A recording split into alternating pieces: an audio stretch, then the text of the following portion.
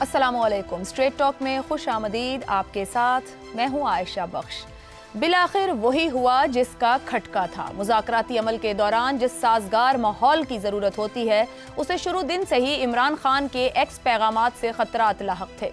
इमरान खान मुज़ाकरात की तीसरी नशिस्त का भी इंतजार न कर पाए और उन्होंने अपने सोशल मीडिया पैगाम के जरिए एक मरतबा फिर रियासती निज़ाम, इदारों और हुकूमत को शदीद अल्फाज में तनकीद का निशाना बना डाला। पीर को जारी किए गए उस पैगाम के बाद ये मुतवक्के था कि इस बारे कोई ना कोई रद्द अमल जरूर सामने आएगा। आज राना सनाउल्लाह ने प्रेस कॉन्फ्रेंस करते हुए कहा कि इस वक्त जो लोग इमरान खान के तर्जुमान बने हुए हैं उनके रवैये बताते हैं कि किसी भी हद तक जा सकते हैं। ये लोग रियासत, इदारों और हुकूमत के खिलाफ साजिश कर रहे हैं। राना सनाउल्लाह का कहना है कि बानी PTI के एक्स पैगाम के बाद लगता है कि मुश्किल है ये कोई सीधी बात करें। इमरान खान से कमेटी की मुलाकात करवाई गई तो कहते हैं ठीक से नहीं हुई, दूसरी मुलाकात भी हो जाएगी। ये लोग आपस में लड़ने के साथ मुल्क के खिलाफ भी साजिश कर रहे हैं। इमरान खान की रिहाई से मुताल्लिक प्रेशर तो इनके सिर्फ ज़बानी कलामी बयानात का ही है। हम मुज़ाकरात में अच्छे तरीके से आगे बढ़ना चाहते हैं।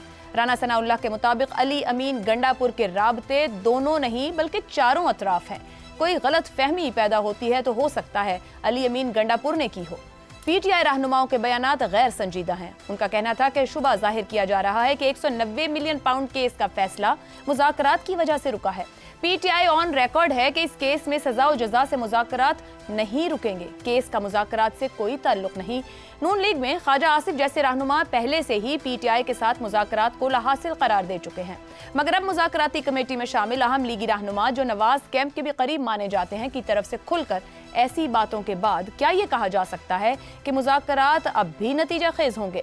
आज चेयरमैन PTI बैरिस्टर गौहर ने इमरान खान से मुलाकात के बाद बाहर आकर ये कहा कि इमरान खान ने मुज़ाकरात जारी रखने की हिदायत की है।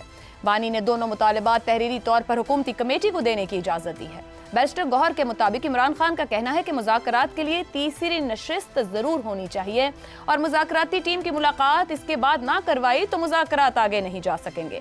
यूँ आज के इस जेस्चर से ऐसा दिखाई देता है कि पाकिस्तान तहरीक इंसाफ अपने मौक़िफ़ से एक कदम पीछे हटी है, मगर रियासती निज़ाम और इदारों को चंद घंटे पहले तनकीद का निशाना बनाकर क्या PTI की आज की ये मूव ला हासिल ही तो नहीं रहेगी? इसी पर गुफ्तगू करेंगे। पैनल में हमारे साथ हैं शहजाद चौधरी, जैगम खान, इफ्तिखार अहमद और रजा रूमी साहब। प्रोग्राम का सवाल आप सभी के लिए। ये लोग रियासत, इदारों और हुकूमत के खिलाफ साजिश कर रहे हैं। राना सनाउल्लाह, क्या इमरान खान के सोशल मीडिया पैगामात मुज़ाकरात को ले डूबे? जैगम साहब, एक नहीं कई तरह के बयानात। गुज़िश्ता रोज़ हमने बात की कि एक ही मौक़िफ़ और एक ही तरह का मुतालबा था PTI के तमाम लोगों की जानिब से। आज एक कदम कहीं ना कहीं पीछे हटते दिखाई दिए और वो भी सिर्फ बैरिस्टर गौहर ने जो बाहर आके बात की है, जिन्हें उनकी अपनी जमात खुद संजीदगी से नहीं लेती है। हुकूमत की तरफ से जो मौक़िफ़ आया है वो बहुत सख्त है। हुकूमत पहली बार इस पॉइंट ऑफ व्यू के साथ आई कि हम बात तो करना चाहते हैं मगर सामने से सोशल मीडिया के जरिए जो इमरान खान के पैगामात हैं उनका मकसद कुछ और है।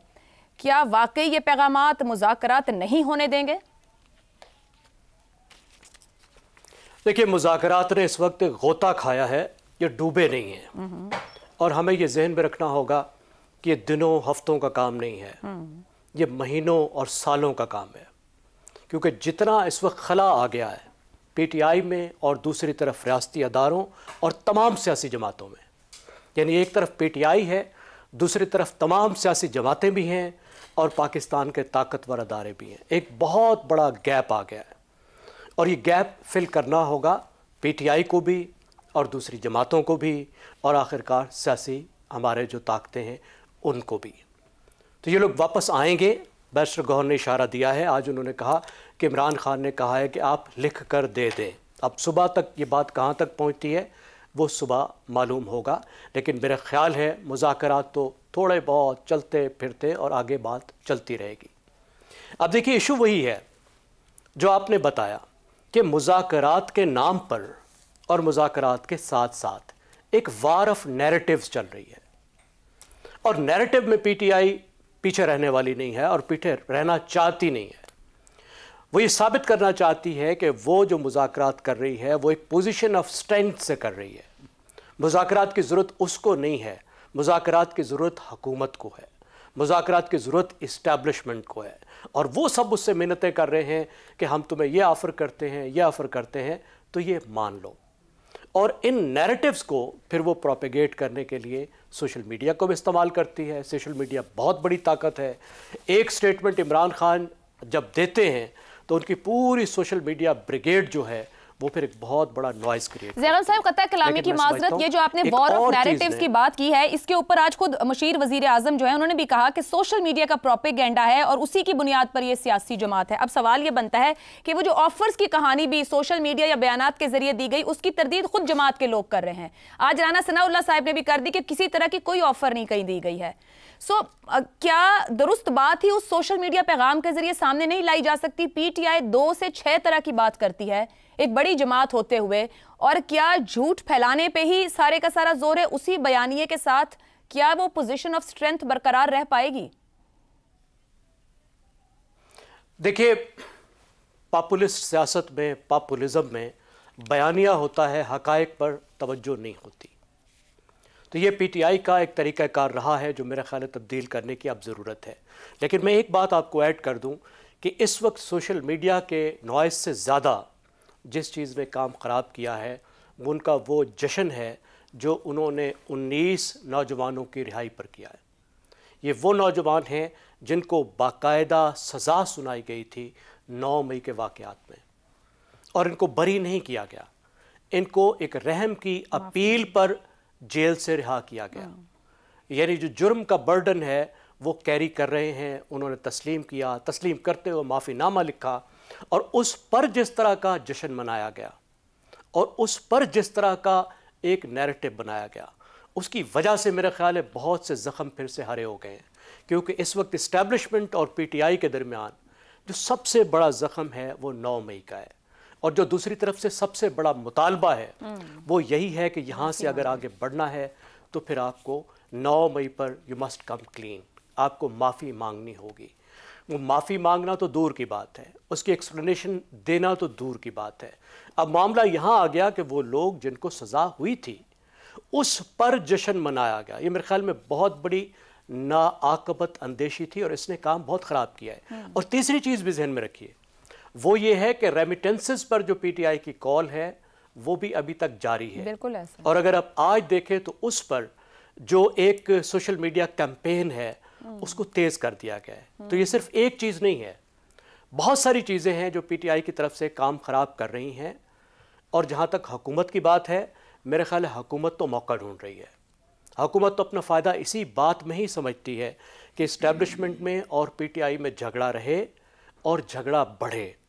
और जिस रास्ते पर पीटीआई चल निकली है और जिस तरह पीटीआई की सफाई का अमल जारी है, जो सफाई वो बोलते हैं, ये अमल चलता रहे ताकि उनके लिए जो मुश्किलात हैं वो दूर हों और उनके लिए कोई फ्यूचर का रास्ता निकले, और सबसे बड़ी उनकी जो रास्ते की रुकावट है वो दूर हो। लेकिन इसमें माविन कौन है? आप देखिए, माविन खुद पीटीआई बन रही है।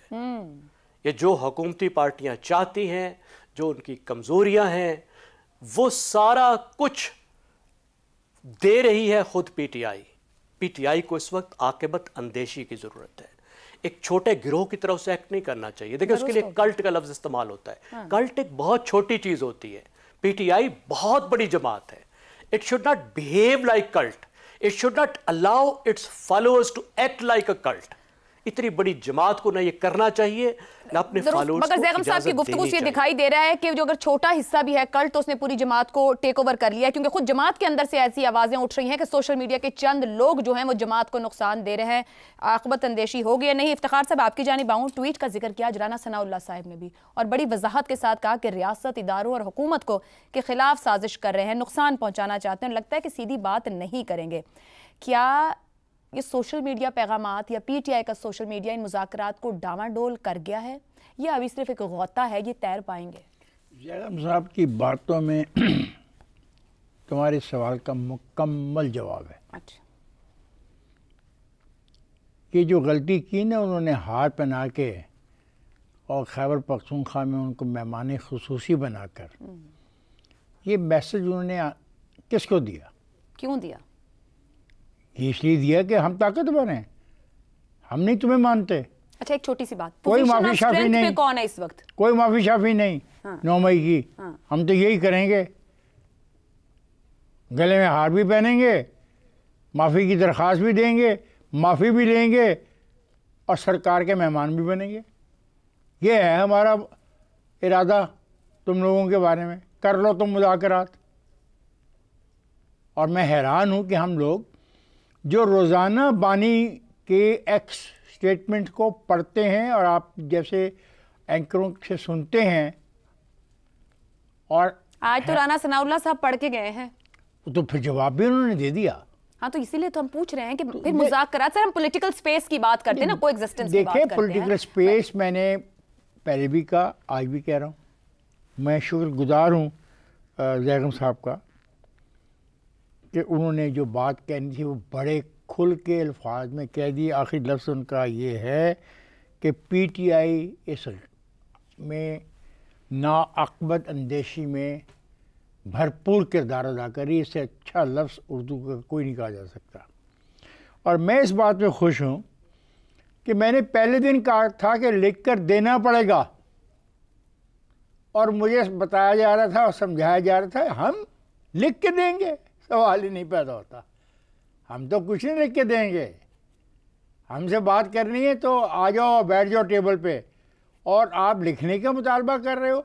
हमने तो बहुत सी बातें और करनी है अभी। कहा है बिल्कुल कि शुरू यहाँ से करेंगे, फिर तो इलेक्शन तक भी जाएंगे और वहाँ तक भी, तो क्या फिर वो नो-गो एरिया में हम जैसे गरीब लोग ये कह रहे हैं कि देखो डायलॉग होना चाहिए। क्या ऐसे होगा? डायलॉग के बगैर तरीकाकार नहीं है। जैगम साहब जैसे लोगों की बात को मान लो। जैगम साहब उन लोगों में से हैं जो जिस हद तक हमायत आपकी कर सकते थे इखलाकी तौर पे, सियासी तौर पे उन्होंने की। उन्होंने आपको वार्न भी किया, उन्होंने आपको समझाने की कोशिश भी की, और महीनों से ये बात कर रहे हैं, लेकिन वो भी इस नतीजे पे पहुँचे हैं कि आप गले में हाथ डाल के जो पैगाम दे रहे हो वो पैगाम दूसरों के लिए काबिल कबूल नहीं है। और जैगम साहब का एक फ़िक्रा है कि पाकिस्तान के ताकतवर इदारे, आज जैगम साहब ने फ़िक्रा इस तरीके से इस्तेमाल किया, बिल्कुल सही है कि पाकिस्तान के ताकतवर इदारे को अगर आप ये पैगाम देंगे तो पाकिस्तान का वो ताकतवर इदारा इस पैगाम को कबूल करने को तैयार नहीं। और हम ये सब कहते हैं कि मौजूदा हुक्मरान जो हैं उनका पाकिस्तान के ताकतवर अदारे के साथ ताल्लुक़ है, वो एक पेज पर है। ये बात बबांगे दोहल के ही जा रही है। खैर एक पेज का तो ना ही जिक्र करें। चले, मैं तुम्हारी खातिर इसको मेरी खातिर नहीं है। नहीं, मैं आप कहते हो कि नहीं है तो मैं नहीं मानता, मैं कहता हूँ वो हैं। और ये हार पहना के गले में नारे लगवा के केपीके में खाना देने का पैगाम आपके लिए मेरे लिए नहीं था। हाँ। ये शबाज शरीफ के लिए नहीं था। किसके लिए था? ये उनके लिए था। तो अब कोई माफी मांग रहा है तो क्या माफी भी ना दी जाए? रहम की अपील कर रहे हैं तो वो भी ना सुनी जाए? दे दी, और फिर जाके जो उसके नताइज जो पैगाम दिया वो भी देख लिया। अब ये मुख्तसरन करें कि ये मुज़ाकरात पे भी भरोसा बन पाएगा कि ये यू टर्न है जिस पे कोई भरोसा ही नहीं करेगा तो मुज़ाकरात? मैं नहीं हूं। चले ठीक है, फिर ओके। नहीं, फिर आगे बढ़ते ना। मैं पॉलिटिकल एनालिसिस मांग रही हूं, आपको ये नहीं कहा कि आप फोरकास्ट प्रेडिक्ट करें। आप मेरे से सियासी सवाल नहीं कर रहे हैं। सियासी कर रही हूं। नहीं, आप सियासी सवाल नहीं कर रही। क्यों? आप मुझसे नजूमी वाला सवाल कर रही है। सियासी सवाल ये है कि बिल्कुल ये बात दुरुस्त है कि पीटीआई ने जो हरकतें की हैं, जो नाकबत अंदेशी की है, उसके नतीजे में शायद ठीक हो गया ये डायलॉग का जो अमल है आगे ना चल पाए। अच्छा, ना चल सके डायमंड, आपने तराया नहीं है, खत्म ही कर दिया। शहजाद साहब, इमरान खान साहब की तरफ से आज बैरिस्टर गौहर ने आके बाहर बताया कि 2 मुतालिबात को तहरीरी तौर पर पेश करने की हिदायत कर दी गई है, मगर उसके बाद कुछ और लीडर्स की जानिब से भी कहा गया कि 2 नहीं, फिर हम आगे चलेंगे, फिर इलेक्शन और फिर कानून साजी और जहां तक भी जाएंगे। पीटीआई क्या एक कदम पीछे हटी है? लेकिन राना सनाउल्लाह साहब कहते हैं कि ये लोग किसी भी हद तक जा सकते हैं। ये जो ट्रस्ट है, जो सीबीएम होना चाहिए, क्या वो हो पाएगा या पीटीआई को और बहुत से कदम पीछे हटना पड़ेगा? हद दर्जा नाकबत अंदेशी है इमरान खान साहब की। मैं नहीं सोच सकता था कि इतने नाकबत अंदेश होंगे कि वो कहेंगे कि 2 नुकात जो हैं वो आप लिख के दे दें मुज़ाकरात के लिए, वरना उनको तो चाहिए था, कहते हम कौन होते हैं लिख के देने वाले, आप आओ हमारे साथ बात करो बगैर किसी लिखे लिखाए के। लेकिन कितने नाकबत अंदेश हैं कि उन्होंने कहा कि नहीं, मुज़ाकरात जारी रखो, होने चाहिए, और 2 नुकात जो लिख के देने हैं वो लिख के दे दें। बहरहाल राना सनाउल्लाह साहब भी उतना ही पॉजिटिव आदमी है मेरे ख्याल में। सियासी अमल के हिसाब से उनकी मैं बहुत कदर करता हूँ, और आम तौर पर इन मुज़ाकरात में और इस सियासी माहौल में हमेशा उन्होंने मुस्बत बात की है। ये जो छोटा सा जुज आपने हमारे सवाल में रखा है, जिसमें उन्होंने कहा कि इनकी वजह से सियासत, हुकूमत, इदारों और रियासत के दरमियान में की वजह के हमलों के ऊपर हो सकता है कि मुज़ाकरात का अमल, तो मेरा ख्याल है इसके आगे पीछे कुछ और भी होगा जो कि जाहिर है कि उन्होंने नहीं कहा। लेकिन बात क्या है, उन्होंने ये भी कहा कि स्पीकर आएंगे और आते ही तीसरा जो दौर है उसकी डेट दे देंगे। स्पीकर गालिबन मौजूद नहीं होंगे या कहीं मसरूफ होंगे। इरफान सिद्दीकी साहब ने क्या बोला जब मुज़ाकरात का पहला दौर हुआ, उसके बाद उन्होंने कहा ट्विटर और नो ट्विटर, 10 आए ट्वीटें, 20 आए थी, हम अपने आप को बंद रखेंगे इन तमाम ट्विटरों से और हम परवाह नहीं करेंगे और मुज़ाकरात का अमल आगे लेके चलेंगे। जब ये ट्विटर के साथ ये ट्वीटें पहले भी चल रही थी, मुज़ाकरात शुरू हो गए थे, ये भी कहा गया कि हम इसका असर भी कोई नहीं लेंगे। तो क्या वजह है कि वही मुज़ाकराती टीम या वही जो हुकूमती ग्रुप है उसने एकदम से असर ले लिया एक ट्वीट का? ये ट्वीटें तो आती रहेंगी, वजह क्या है, क्यों आती रहेंगी, किस वजह से आती रहेंगी? देखिए बात यह है, स्टेटस को क्या है? स्टेटस को यह है कि इमरान खान जेल में है, पार्टी तितर बितर है, सेकंड टियर की कोई लीडरशिप मौजूद नहीं है, किसी को समझ नहीं आ रही कि करना क्या है। कभी कोई बात करता है, कोई बात, भांत भांत की बोलियां हैं जो पार्टी के अंदर से आ रही हैं, हर कोई लीडर बना हुआ है। शिबली फराज कुछ कहता है, असद कैसर का कुछ और लहजा है, बैरिस्टर गौर मीटिंग करके आता है कुछ और बताता है, उधर से उमर अयूब की बात सुनो तो टोटली डिफरेंट है, और साथ ट्विटर बोल पड़ता है तो कुछ और बात कर देता है। तो ये जब इससे बड़ी एक जो अफरा तफरी किसी पार्टी में की जा सकती है, इससे बेहतर स्टेटस को क्या हो सकता है? स्टेटस को का एक और मकसद भी है कि कम से कम 3 साल IMF का जो पीरियड है इसके अंदर निजाम ऐसा ही रहना चाहिए जैसा है। अब मुज़ाकरात के अमल से क्या हो सकता है? मिसाल के तौर पे ये सब चीजें बदलती हैं, मुज़ाकरात हो जाते हैं, मुज़ाकरात से कुछ ना कुछ तो बदलेगा, या इमरान खान बाहर आ जाएगा, या कोई लीडर बाकी बाहर आ जाएंगे, PTI की सियासत अच्छी हो जाएगी, बेहतर तौर पर वो और यकजा हो जाएंगे, रब्त ज्यादा आ जाएगा। उससे क्या होगा, ये जो निजाम है इसको खतरा पैदा हो सकता है।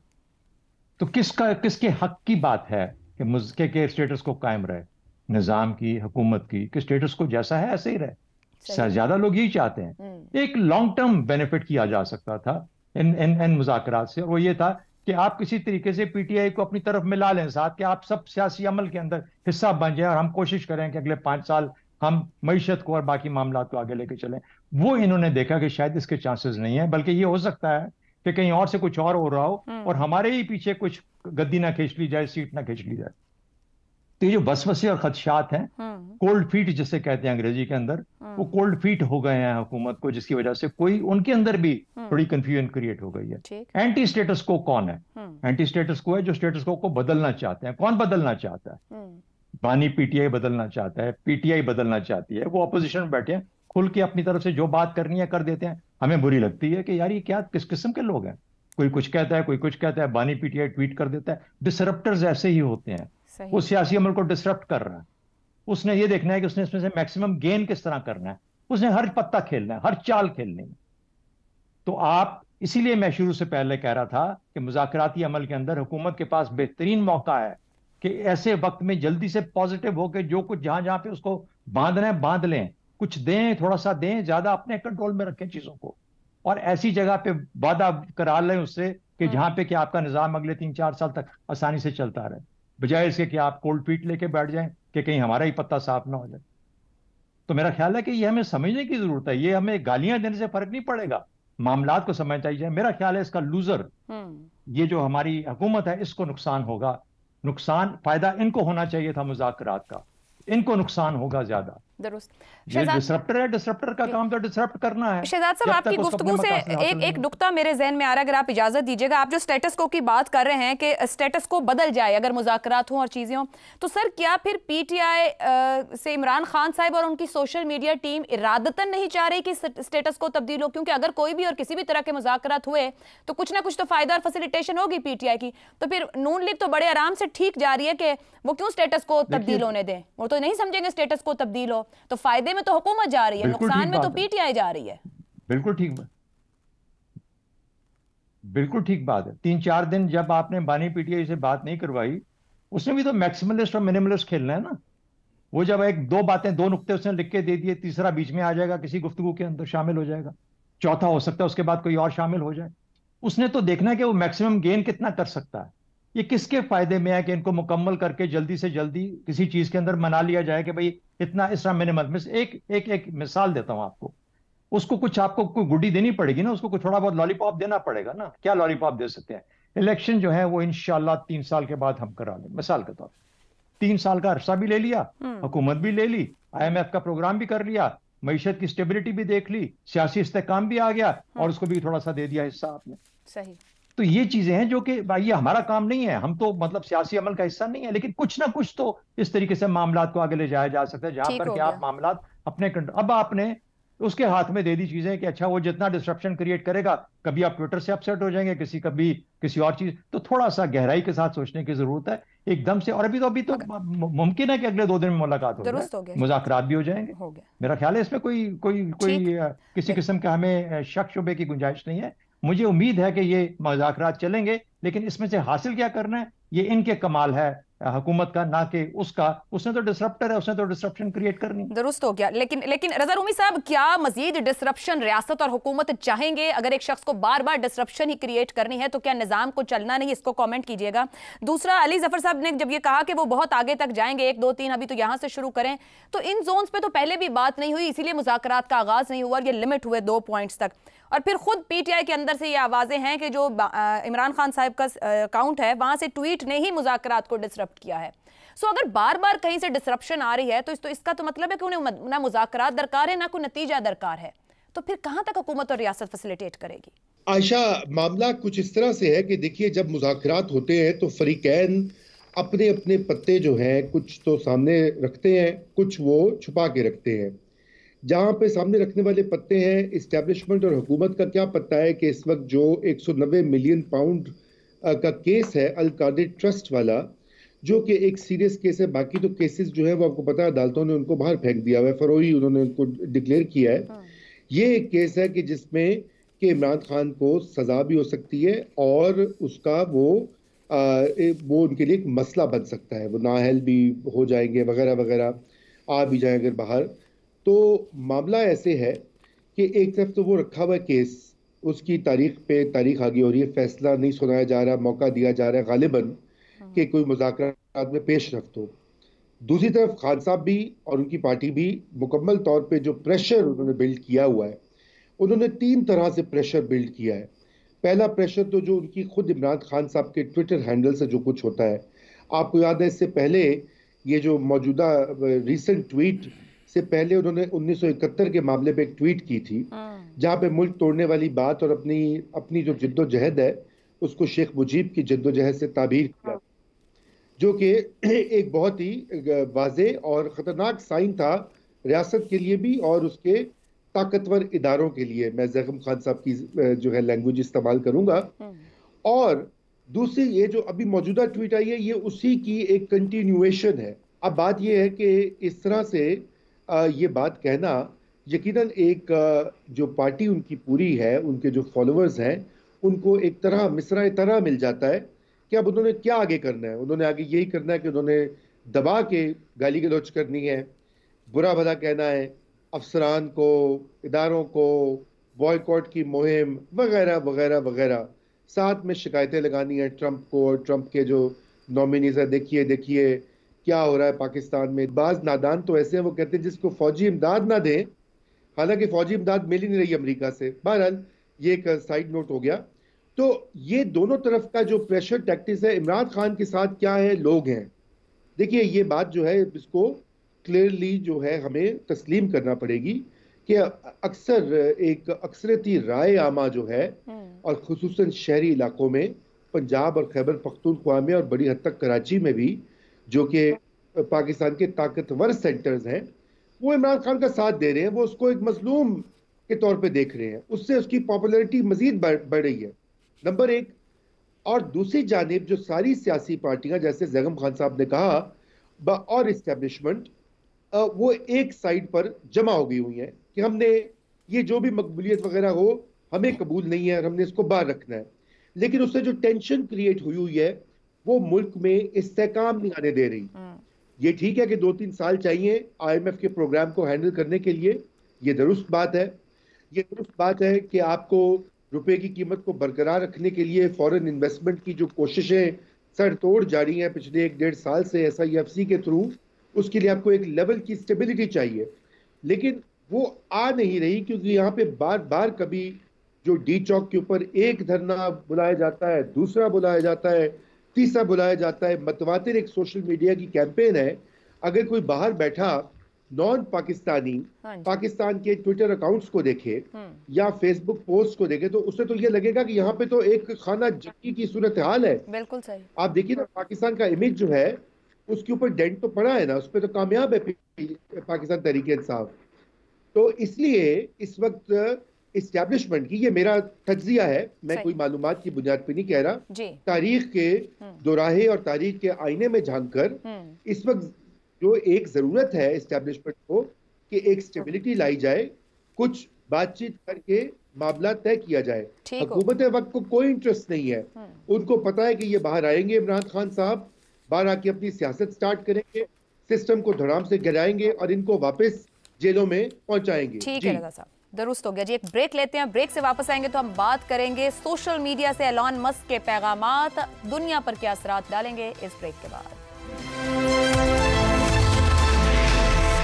प्रोग्राम में एक बार फिर खुशामदीद। दुनिया के अमीर तरीन शख्स और एक्स के मालिक एलॉन मस्क ने 2024 के अमरीकी सदारती इंतखाबात में गैर मामूली किरदार अदा किया। एलॉन मस्क ने डोनाल्ड ट्रंप की मुहिम में $270 मिलियन की सरमायाकारी की। उनकी शमूलियत ने ट्रंप को महज एक अवामी लीडर से ज्यादा टेक्नोलॉजी के हामी के तौर पर पेश किया, जो आम तौर पर मजदूर तबके और कम तालीम याफ्ता तबके की हिमायत से अपनी सियासत चलाते थे। ट्रंप ने फौरी तौर पर मस्क को बजट कटर इन चीफ का ओहदा दिया, जिसके हकीकी असरात ट्रंप की इस माह के आखिर में होने वाली तकरीब हलबर्दारी के बाद वाज़ेह होंगे।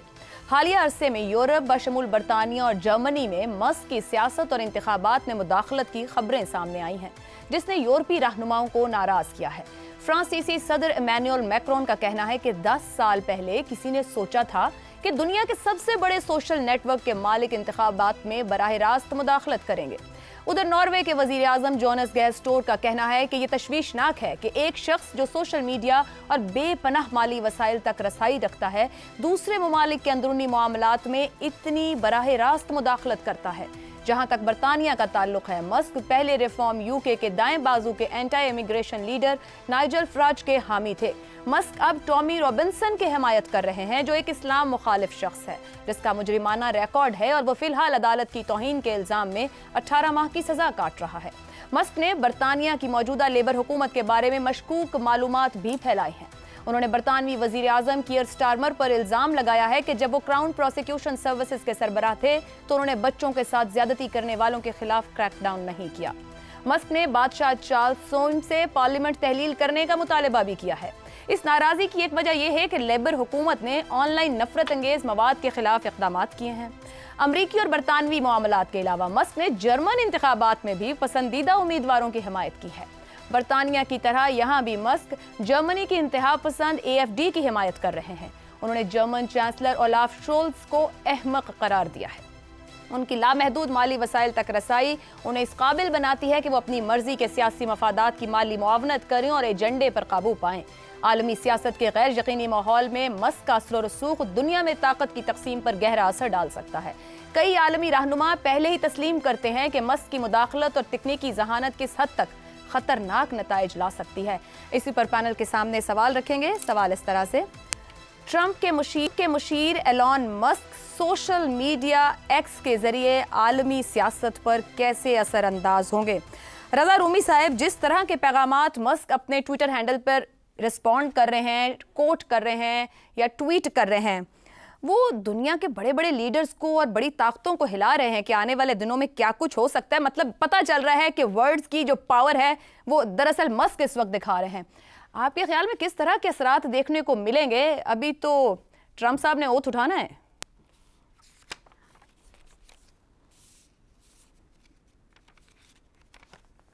जी, अब बकौल शख्स से अभी तो पार्टी शुरू हुई है और अभी तो आगे उसके आप देखेंगे नताइज जो है। देखिए, इस वक्त दुनिया भर में ये डिबेट जारी है। ये जो बड़ी बड़ी कंपनियां हैं टेक्नोलॉजी की, मसलन फेसबुक है, ये एक्स है, अब फेसबुक का नाम मेटा है, ट्विटर को एक्स कहते हैं, गूगल है, टिकटॉक है, इनके असरात जो हैं वो माशरों पे किस तरह से मुरतब हो रहे हैं। एक रवायती जर्नलिज्म था जो आप भी उसी में ट्रेन हुई हैं, हम सब यहाँ बैठे हुए हैं, इफ्तिखार साहब तो हम सबसे सीनियर हैं, उसकी महारत रखते हैं, और फिर जैगम खान साहब खुद जर्नलिस्ट रहे हैं, कि एक एडिटोरियल गेट कीपिंग होती थी, खबरों की सदाकत, उसकी वेरिफिकेशन का एक प्रोसेस होता था, फिर वो बात आगे फैलती थी। टेक्नोलॉजी कंपनीज ने उसको उन पूरी जो गेट्स है, गेट कीपिंग है, उसके अमल को की धज्जियां बिखेर दी हैं। यानी कि आप कुछ भी कह दें, कुछ भी लिख दें, और अगर आपके फॉलोअर्स ज़्यादा है, अगर वो बात सनसनीखेज है, वो किसी एक हल्के को, एक ग्रुप को पसंद है, तो वो आग की तरफ फैल जाएगी। और जब तक आप उसकी तरदीद करेंगे, उसको झुटलाएंगे, वो पूरा बच्चा बच्चा उसको जान गया होगा और उसी पे यकीन कर चुका होगा। ये दुनिया भर के माशरे से ग्रैपल कर रहे हैं। आपको याद है कि सदर ट्रंप जो हैं, इनकी पहली जो कैंपेन थी, 2016 में इलेक्शन जीते थे, उस वक्त भी ये कहा गया था कि सोशल मीडिया, खसूसन फेसबुक जो है, उसको बड़े ही महारत से इस्तेमाल किया गया था ट्रंप के मैसेज को फैलाने के लिए। दाएं बाजू की जो सफेद फार्म एक शिद्दत पसंद सोच है सियासी, उसको मुज्तमा कर कर उनके ट्रंप के पीछे लगाया गया था। और ये इलॉन मस्क जो है, ये उसी की एक सिलसिले की एक कड़ी है। इन्होंने जब एक्स खरीदा तो उस वक्त उन्होंने कहा कि पहले ये कहते थे कि भाई ये न्यूट्रल होना चाहिए, मीडिया प्लेटफॉर्म को न्यूट्रल होना चाहिए। फिर हमने देखा कि उसमें तब्दीली आई और वो बड़े खुले अंदाज में सदर ट्रंप की और दाएं बाजू की सफेद फार्म जो नेशनलिज्म होता है, उसकी तरवीज जो इशात में मसरूफ हो गए। इस हद तक फिर बाद में वो ट्रंप की सदारत की जो कैंपेन थी उसमें भी कूद पड़े। आपने पैसों का जिक्र कर दिया, पैसे गालिबन इससे भी ज्यादा लगाए गए हैं। एक अंदाजा है कि शायद 300-350 मिलियन डॉलर से भी ज्यादा इन्होंने खर्चा उठाया उनकी कैंपेन का। बहरहाल उससे क्या हुआ कि सदर ट्रंप को भी आपको याद होगा कि जो 6 जनवरी के जब वहां का अमेरिका में जो हंगामे हुए थे कैपिटल हिल पर और सरकारी अमलाक को नुकसान पहुंचाया गया था, पुलिस वालों को मारा गया था, जख्मी किया गया था, तो उसके बाद ट्रंप को बैन कर दिया गया था फेसबुक और एक्स दोनों से। आपने देखा कि उनकी बहाली हुई दोबारा। अब वो दोबारा आकर वहां पर जो उनके मन में आती है बातें, वो कहते हैं कि कैनेडा को मैं एनेक्स कर लूंगा, वो अमेरिका का हिस्सा है। और इलॉन मस्क तो उसको एक हद तक आगे ले गए हैं। वो जर्मनी के आपने सारे मिसालें दी। एक चीज जो सबसे खतरनाक वो कर रहे हैं और उसका जिक्र जरूरी है आज, वो बरतानिया में जो पाकिस्तानी मुस्लिम्स हैं या मुस्लिम कम्युनिटी है इन जनरल, उसके खिलाफ भी वो नफरत को उकसा रहे हैं। ये बात दुरुस्त है कि मुसलमान सारे के सारे कोई दूध में धुले नहीं होते, उनमें अच्छे भी होते हैं, गुनहगार भी होते हैं, अच्छे बुरे लोग हर जगह होते हैं। इसी तरह पाकिस्तानी मुस्लिम जो है यूके में, वो कुछ अच्छे भी हैं, कुछ उनमें गलत काम भी करते हैं, लेकिन वो सारी की सारी कम्युनिटी को इस तरह से वो उसके खिलाफ एक नफरत उभार रहे हैं कि वो अब लोग वहाँ बरतानिया में जो पढ़े लिखे हल्के हैं वो कह रहे हैं कि ये तो इस्लामोफोबिया का मूजिब बन रहे हैं, उसको वो आग भड़का रहे हैं जिसको कि यूके की गवर्नमेंट बड़ी कोशिशों से उस पर काबू पाने में की तगोदौ में मसरूफ है। तो ये दुनिया भर में ये जो इलॉन मस्क, ट्रंप और ये टेक्नोलॉजी कंपनीज जो है, ये दाएं बाजू का एक गलबा है दुनिया में, एक लहर उठी हुई है। एक था कोविड-19, आपको याद होगा, ये गालिबन कोविड 2020 या 2021 कह लीजिए, ये इस वक्त हावी हुआ है। ये चाहे अमेरिका हो, ब्राजील हो, यूरोप हो, तुर्की हो, हिंदुस्तान हो, किसी हद तक पाकिस्तान हो, हर जगह झूठ सच में कोई इम्तियाज नहीं है। टेक्नोलॉजी कंपनीज जो है वो हावी हैं और लेगेसी मीडिया नाकाम है और पुरानी सियासत टूट फूट रही है। दुरुस्त हो गया। शहजाद चौधरी साहब, ये सोशल मीडिया के जरिए दुनिया के कई मुल्कों की सियासत में अगर ऐसी दखल अंदाजी होगी, उनके सरबराहान पर और पॉलिसीज पर इस तरह के कमेंट होंगे, तो क्या प्रेसिडेंट इलेक्ट ट्रंप ने एलॉन मस्क को टीम में शामिल करके हिजानी सियासत का शिकार या पोलराइज दुनिया के अंदर मजीद हिजान बर्पा करने की तैयारी कर ली है?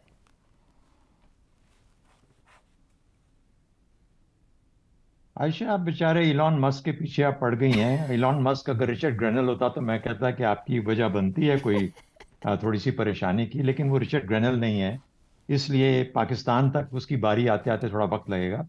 लेकिन अगर आप फॉक्स न्यूज़ या फॉक्स जो नेटवर्क है ना, इसको देखें, जो कि रज़ा रूमी अमेरिका में रहते हैं, वो तो रोज़ाना देखते होंगे शायद, या कभी कभार देख ही लेते होंगे। फॉक्स के अंदर हमेशा से ऐसे ऐसे प्रेजेंटर्स, और ये मेन स्ट्रीम मीडिया उनका, मेन स्ट्रीम न्यूज चैनल है टीवी के ऊपर, जब से बना उस वक्त से एक राइट विंग की ऐसी आवाज है जिसको सुन के आप कहते हैं कि ये किस तरह के बहतान आमेज गुफ्तगू यहाँ पे की जा रही है, और उसके बावजूद जमहूरियत खुदा न खास्ता बल्कि अमेरिका के हिसाब से अभी तक कायम दायम है और जमहूरियत पे अमल हो रहा है। तो वो राइट विंग मीडिया अपने तौर पे मौजूद है, उसमें आप पॉडकास्टर्स भी आ गए, उसमें इलॉन मस्क भी आ गया, उसके अंदर टक कार्लसन जैसे लोग छोड़ के चाह के किसी और जगह पे उन्होंने काम शुरू कर दिया। तो ये यहाँ की बात नहीं है। दूसरे आ जाएं अब, और जो आपका वर्ल्ड मीडिया, ग्लोबल मीडिया है, वो क्या कह रहा है? ग्लोबल मीडिया कह रहा है कि ये जो माहौल है जिसके अंदर के पिछले साल मेरे ख्याल में तकरीबन 60 या 65 मुल्कों में इलेक्शंस हुए, कल 2024 वाला जो साल था इसमें बहुत ज्यादा मुल्कों में इलेक्शंस हुए, जो कि जमहूरियत की पनपने की एक निशानी भी है, एक अच्छा शगुन भी है। लेकिन कहा यह जा रहा है कि जितनी इनकम्बेंट गवर्नमेंट्स थी या जो लिबरल गवर्नमेंट्स हैं उनके बुरे दिन आए हुए हैं, और ज्यादा मुल्कों के अंदर पॉपुलिस्ट गवर्नमेंट्स ज्यादा बढ़ के आ रही हैं, सिवाय यूके के जहां पर के लेबर वापस आई।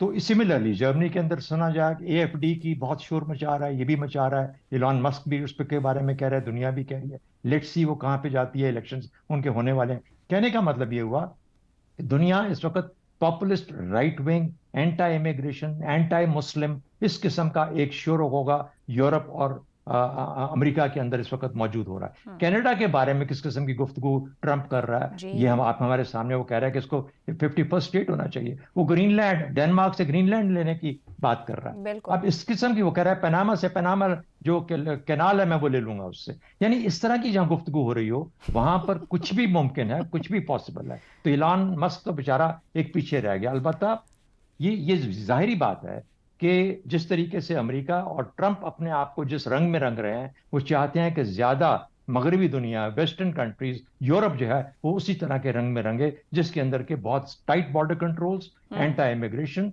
इस्लाम के बारे में थोड़ा सा मुखासमाना रवैया, और ये जो चीजें हैं ये उभर के सामने आएंगी। दुनिया का माहौल ऐसा बन रहा है, पाकिस्तान को भी सीखते हुए अपने बॉर्डर्स की जो है हिफाजत और अपने आप को मजबूत करना इंटरनली, ये लाजमी होगा। इलॉन मस्क हम पे असर नहीं करेगा जितना नुकसान हम अपने आप को पहुंचाएंगे। ज़ैगम खान साहब, दूसरी जंग अज़ीम के बाद से बरतानिया और जर्मनी एक मजबूत इत्तेहादी रहे हैं अमेरिका के। ये एलॉन मस्क के बयानात हैं या फिर ट्रंप, जिस तरह से अभी शहजाद साहब भी जिक्र कर रहे थे, कनाडा को लेकर जो बयानात दे रहे हैं या ग्रीनलैंड को लेकर, ये अमेरिका कितने ताल्लुकात का बिगाड़ बर्दाश्त कर पाएगा, या मज़ाहका खेज किस्म के बयानात है, यानी लॉन्गर रन बहुत कुछ और सोचा जा रहा है बिहाइंड ये तमाम बयानात के पीछे? जी, आपने बहुत ही अच्छी बात की है कि इसकी फॉरेन पॉलिसी इम्प्लीकेशंस ट्रंप की आमद के क्या होंगे। लेकिन उससे पहले आप मुझे ये बताइए कि 2018 के इलेक्शन से पहले पाकिस्तान के एक बहुत दौलतमंद आदमी ने इमरान खान को अपने जहाज़ भी दिए थे, हेलीकॉप्टर भी दिए थे, अरब रुपए भी दिए थे। इलेक्शन के बाद आज़ाद लोगों को भी अपने जहाज़ में वो ढो कर लाया था और गले में मफरल डाल के उसने हुकूमत बनाने की मदद की थी। जब हुकूमत बन गई तो उसके साथ क्या हुआ था, कितनी चली थी उसकी फॉरेन पॉलिसी में, दाखिला पॉलिसी में, जेल जा पहुंचा था वो। तो एक सेठ कितना भी बड़ा सेठ हो, अगर पाकिस्तान में उसके साथ ये हशर हो सकता है तो अमेरिका अमेरिका है। अमेरिका एक सुपर पावर है, आज भी एक सुपर पावर है, जिसकी एक बहुत तगड़ी फॉरेन पॉलिसी इस्टेब्लिशमेंट भी है और डिफेंस इस्टेब्लिशमेंट भी है, और जिसके कारपोरेट इंटरेस्ट भी बहुत बड़े बड़े हैं। अब मसलन मस्क जितना भी ट्विटर का मालिक हो, स्पेस एक्स का मालिक हो, एक्स का मालिक हो, वो अमेरिका की डिफेंस इंडस्ट्री के आगे क्या बेचता है, वो अमेरिका की एविएशन इंडस्ट्री के आगे क्या बेचता है। इतने बड़े बड़े वहाँ इंटरेस्ट हैं, इतनी बड़ी बड़ी लॉबीज़ हैं जो हर वक्त खींचातानी करते हैं और एक दरमियान की एक मिडिल ग्राउंड हुकूमत बनाती है। वो एक नॉइज़ तो क्रिएट कर सकता है, ट्रंप को मज़ीद ताकत तो दे सकता है, एक इन्फ्लुएंस तो हो सकता है, और सोशल मीडिया के एक बहुत बड़े प्लेटफॉर्म के मालिक के तौर पर उसकी एक अहमियत है जो किसी की भी होती। जो भी ट्विटर का मालिक होता तो उसकी ज़ाहिर अहमियत होती, और सोशल मीडिया के हवाले से वही बातें होती जो उसके होने या ना होने से होती। जो अहम बात है वो ये है कि ट्रंप की अपनी पॉलिसी क्या होगी, जो आपने सवाल पूछा था वो अहम बात है। वो देखिए, 3 बातें हमें देखनी होंगी आपके सवाल के जवाब जी। कि अमेरिका की जो ट्रंपियन पॉलिसी है उसमें नंबर 1 बात है अमेरिका फर्स्ट, और इकोनॉमिक नेशनलिज्म जो ट्रंप फॉलो करेगा, जितनी ग्लोबल कमिटमेंट्स हैं उसको वो मानने को तैयार नहीं है। पेरिस क्लाइमेट एग्रीमेंट से वो निकल गया था, कितना बड़ा मसला आगे होने जा रहा है। हम कल भी क्लाइमेट की बात कर रहे थे, दुनिया का नंबर 1 इशू है, उसकी ज़ीरो कमिटमेंट है क्लाइमेट पर। वो क्लाइमेट दुनिया के सबसे बड़ा क्लाइमेट एग्रीमेंट से निकला था, फिर पिछली हुकूमत वापस लाई, अब वो दोबारा उसमें से लगता निकल जाएगा। ईरान के साथ जो डील हुई थी उससे वो निकल गया था। टैरिफ्स पर वो यकीन रखता है, चाइना के साथ ट्रेड वॉर को उसने की थी, वो जारी रही, अब उसको वो मज़ीद बढ़ाएगा। अब ट्रेड के इम्प्लीकेशन मेरा ख्याल है हर मुल्क जो है वो लरज़ रहा होगा कि अब क्या होंगे। दूसरी बात कि वो मल्टीलैटरिज्म पे यकीन रखता। मल्टीलैटरिज्म का मतलब होता है जो पूरी दुनिया, पूरे रीजन्स, कई मुल्क मिलकर इकट्ठे पॉलिसियाँ बनाते हैं, जिसकी सबसे बड़ी मिसाल है यूनाइटेड नेशंस। यूनाइटेड नेशंस पे उसका यकीन नहीं है, नेटो पे उसका यकीन नहीं है, जो नेटो के साथ उसने हशर किया हुआ है। और उसमें जो इस वक्त रशिया में वार चल रही है यूक्रेन की, अगर वो यूक्रेन की वार से वॉकआउट करता है तो एक दिन में यूक्रेन हार जाएगा। उसकी क्या इम्प्लीकेशंस होंगे यूरोप के लिए, खुद अमेरिका की साख के लिए, फिर WTO जो एक और बहुत बड़ा मल्टीलैटरल मुआहदा है मईशत का, उसको वो अहमियत नहीं देता। और आखिरी बात कि वो बंदा है ट्रांजैक्शनल। ये 5 रुपए पकड़ो और पत्ती का पैकेट दे दो मुझे, ये चीज़ पकड़ो और इसके बदले में 50 रुपए मुझे दे दो। देखिए वर्ल्ड लीडरशिप इस तरह नहीं चलती। उस बंदे में ट्रांजैक्शनल सोच है, दुनिया की लीडरशिप की सोच नहीं है, उसका स्ट्रेटेजिक माइंड नहीं है, और वो सपोर्ट करता है, केमल जोंग को भी सपोर्ट कर देता है, वो प्यूटन को भी सपोर्ट कर देता है। तो एक बहुत बड़ी हलचल अगले 4 साल में अमेरिकन फॉरेन पॉलिसी पे होगी, उसका इरताश सारी दुनिया में आएगा, यहाँ भी आएगा। हमें कोई अच्छी फॉरेन पॉलिसी टीम की जरूरत है। दुरुस्त हो गया। मैं आपको फिर एक दफ़ा वार्न करता हूँ, आपने ऐसे बंदे को फॉरेन पॉलिसी के हेड पे बिठाया हुआ है जिसको मामूली सा तजर्बा भी फॉरेन ऑफिस का नहीं है। दुरुस्त हो गया। Must be very vigilant, we need an excellent team in foreign office. Excellent team दरकार। इफ्तिखार साहब, सोशल मीडिया का मजबूत प्लेटफॉर्म है एक्स, और इसके जरिए बयानिए ना सिर्फ बनाए जा रहे हैं बल्कि बयानिए प्रिवेल भी करते हैं, और झूठ सच बन जाता है जब तक उसका पता चलता है। मुख्तलिफ ममालिक की सियासत के अंदर बयानात दे रहे हैं एलन मस्क, ट्रंप अपना एजेंडा बता रहे हैं। क्या सोशल मीडिया पर ममालिक भी कोई एक्शन ले सकते हैं, कोई इसकी तरह की सेंसरशिप आयद कर सकते हैं? कहाँ खड़ा होगा इस सोशल मीडिया आने वाले वक्त में, इसके असरात कितना मुतासिर करेंगे दुनिया? देखिए, यहाँ तक तो सोशल मीडिया के असरात का तल्लुक है, पाकिस्तान का माशरा उससे मुतासर हो चुका है। आप भी पाकिस्तान में रहते हो, मैं भी पाकिस्तान में रहता हूँ। आपने देख लिया कि किस हद तक उसने मुतासर किया, और इंतखाबी नताइज भी पर भी किस हद तक वो इन्फ्लुएंस उसने किया। ये बात बिल्कुल ठीक है कि अमेरिका में जो एक ताकतवर आदमी उसकी पूरी की पूरी पॉलिसीज़ को चेंज करवाने में शायद कामयाब ना हो, क्योंकि देखें ना, यूरोप के साथ फर्डा करना, फ्रांस के साथ फर्डा करना, UK के साथ फर्डा करना, जर्मनी के साथ फर्डा करना, ये मुमकिन नहीं होगा उसके लिए, ट्रंप के लिए, कि उसकी खातर वो ये करे। तो आई होप कि जो एनालिसिस किया है जगम साहब ने वो ज़्यादा हकीकत के करीब होगा। लेकिन आइंदा हम रोल हमारा ख़त्म हो जाएगा। जो बात आज उससे की हमारे दोस्त ने, कि जो सेंसर था ना हमारे अंदर खबर को पहुंचाने का, वो तबाह हो जाएगा, तबाह हो चुका है और तबाह हो जाएगा। और ये सिर्फ ये कहना है कि टीवी और मोबाइल, टीवी ख़त्म हो जाएगा, अखबारात ऑलरेडी ख़त्म हो रहे हैं। टीवी मेरे ख्याल अगले 5-1 साल में और 25-30% इसकी व्यूअरशिप ख़त्म होगी। व्यूअरशिप जा कहाँ रही है? व्यूअरशिप जारी है दूसरे उन टेक्नोलॉजीज़ के ऊपर जिसमें मस्क का एक रोल है। ठीक है, मस्क का मुकाबला करने में कुछ लोगों को वक्त लगेगा, लेकिन जब तक वक्त लगेगा तब तक एक बात अभी एक दोस्त ने कही कि इतने ममालिक में इंतखाबात हुए, और इतने ममालिक के इंतखाबात में राइट विंग जो पार्टीज है वो आगे आई। ये कोई अच्छी बात नहीं है। मतलब राइट विंग पार्टीज का दुनिया के अंदर आना इस बात का सबूत है कि गुर्बत और बढ़ेगी, बेरोजगारी और बढ़ेगी, और इंसानी हकूक जो है और बुरी तरह पामाल। मगर ये बता रहा है कि सोशल मीडिया असरात तो रखता है और वो जीत रहा। प्रोग्राम से इतना ही, इजाज़त दीजिए, अल्लाह हाफ़िज़।